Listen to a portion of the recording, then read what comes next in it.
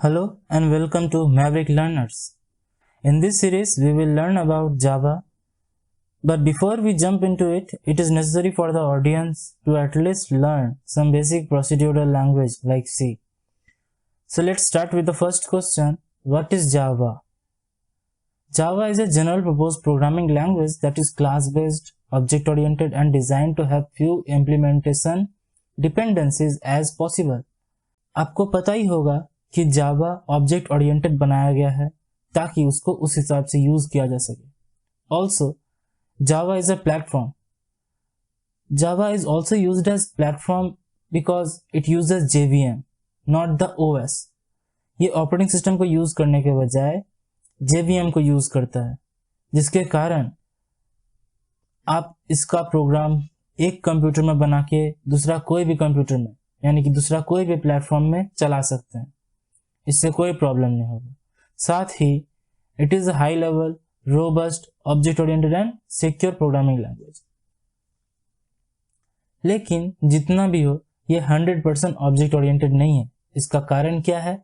इसका कारण ये है कि ये कुछ प्रिमिटिव डेटा टाइप सपोर्ट करता है जो कि उन ऑब्जेक्ट्स नहीं है. इसीलिए इसे 100% ऑब्जेक्ट ओरिएंटेड नहीं कहा जा सकता.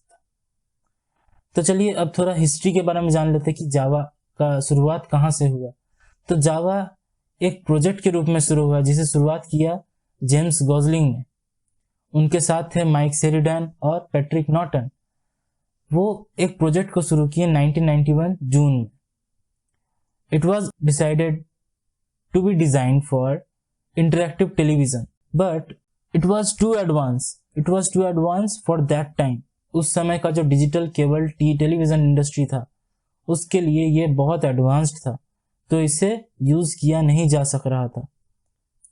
इनिशियली इस प्रोजेक्ट का नाम ओक पे दिया गया, बट लेटर ऑन इसका नाम चेंज होकर ग्रीन हुआ और उसके बाद जावा, जो कि एक कॉफी का ब्रांड है इन इंडोनेशिया.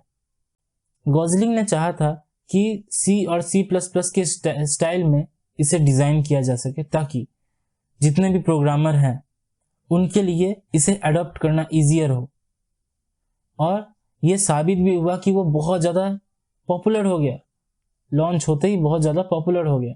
सन माइक्रोसिस्टम ने इसका फर्स्ट वर्जन रिलीज किया था 1996 में, जिसे जावा 1.0 के नाम से जाना जा रहा था. जावा को राइट वंस रन एनीवेयर के फॉर्मेट में बनाया गया था ताकि इसे आप एक सिस्टम में एक बार बना लिए फिर उसे कोई भी सिस्टम में चलाइए, कोई प्रॉब्लम नहीं. आर्थर वैन हॉफ ने इसका कंपाइलर को रीराइट किया ताकि इसका जो यूजेज है वो बढ़ सके. जो बाउंड्री बन गया था ये बहुत ज़्यादा यूज नहीं हो पा रहा था, फिर भी काफ़ी हद तक पॉपुलर था, लेकिन और पॉपुलैरिटी के लिए इसको और इजियर करना चाहिए था. तो उसे आर्थर वैन हॉफ ने किया और उस कारण उन्होंने कंपाइलर को रीराइट किया. ऑन नवंबर 13, 2006 सन माइक्रोसिस्टम ने जावा वर्चुअल मशीन का फ्री वर्जन लॉन्च कर दिया ताकि और ज़्यादा ये पॉपुलर हो सके और ज़्यादा यूजेज हो सके इसका. आपको ये बात ध्यान में देना होगा कि सन माइक्रोसिस्टम को ओरेकल ने खरीद लिया. इसका मतलब जावा अब ओरेकल के अंडर में है.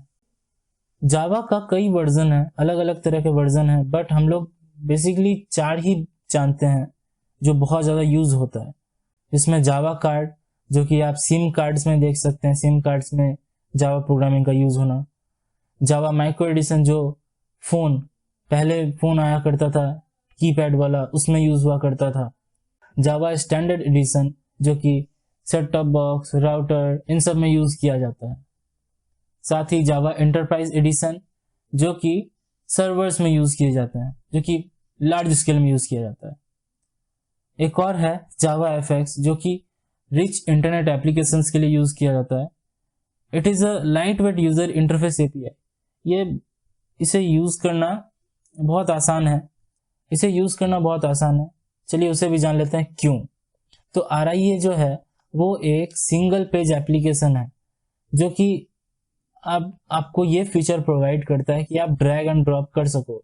इसका मतलब आप अपने सिस्टम से कोई भी फोल्डर उठाइए, कोई भी फाइल उठाइए, पिक्चर, वीडियो, डॉक्यूमेंट कोई भी उठाइए और उसे डायरेक्टली ड्रॉप कर दीजिए उस वेब पेज में, और आप उसे अपने मुताबिक उसे एडिट कर सकते हैं, उसे यूज कर सकते हैं, उसे चेंज कर सकते हैं, जो करना आप कीजिए।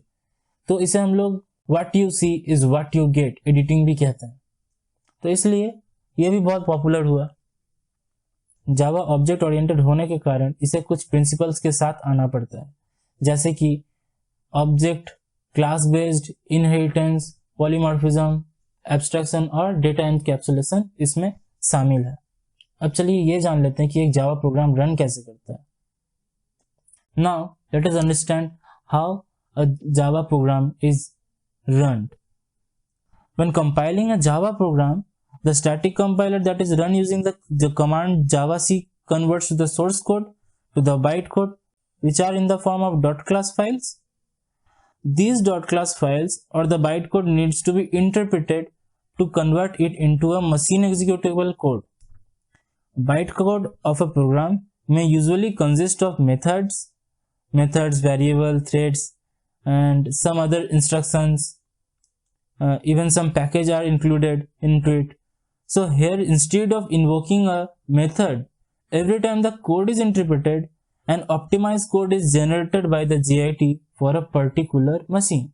JIT compiles the code when it is needed but not before runtime.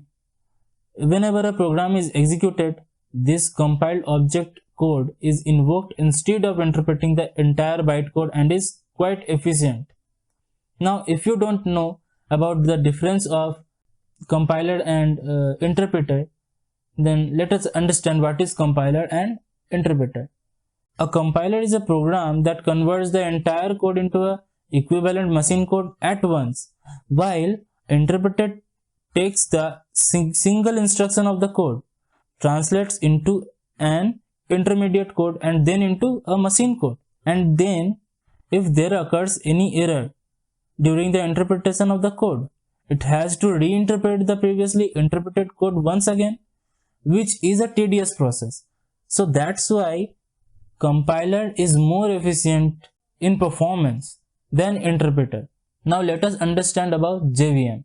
JVM is the heart of Java program platform. JVM जो है वो एक्ट करता है एज अ वर्चुअल मशीन, और ये एग्जीक्यूट करता है बाइट कोड प्रोग्राम को। तो जब एक बाइट कोड प्रोग्राम को रन किया जा रहा है तो ये कुछ उसको नहीं दिखता है कि वो कौन सा ऑपरेटिंग सिस्टम है, चाहे वो कौन सा हार्डवेयर यूज कर रहा है, वो कुछ नहीं देखता है।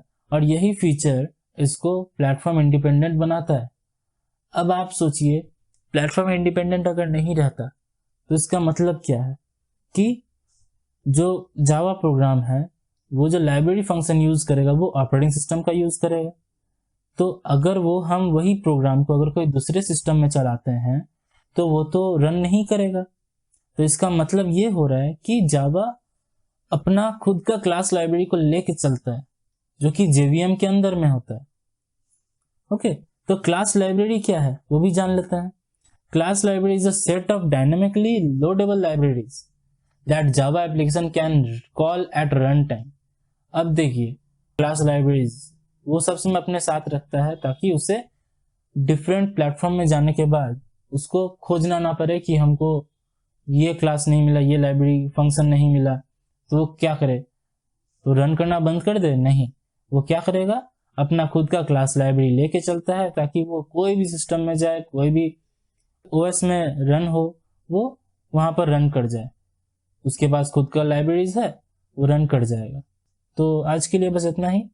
नेक्स्ट वीडियो में हम इंस्टॉल करना सीखेंगे जावा को। Thank you.